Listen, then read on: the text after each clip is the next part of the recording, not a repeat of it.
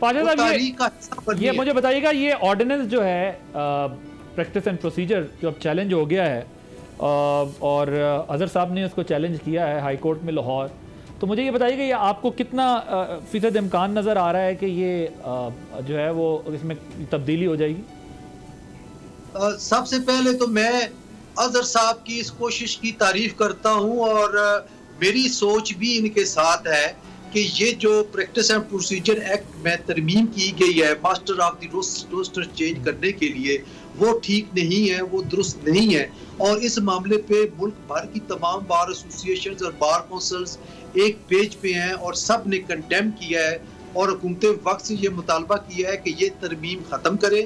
और असेंबली से भी हम ये दरख्वास्त करते हैं कि जब ये एक्ट बनने के लिए उनके पास आएगा तो इसको ज़रूर स्ट्राइक डाउन करेंगे और कुछ बेहतर, जिस तरह पहले जनाब चीफ जस्टिस साहब ने अपने इख्तियारात 3 रुकनी कमेटी को दिए, तो वो इख्तियारात 3 रुकनी कमेटी को ही सुपुर्द करेंगे। ठीक, राइट।